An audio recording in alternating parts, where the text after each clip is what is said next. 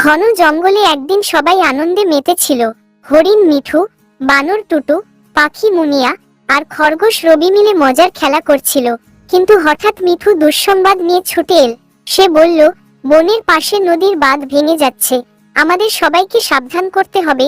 টুটু বলল, আমরা একসঙ্গে কাজ করলে সবাইকে বাঁচাতে পারবো।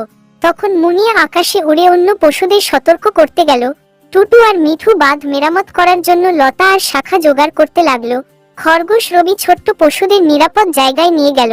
হাতি বাবলু তার শক্তি দিয়ে পানির স্রোত আটকে রাখলো যতক্ষণ না বাঁধ মেরামত হয়।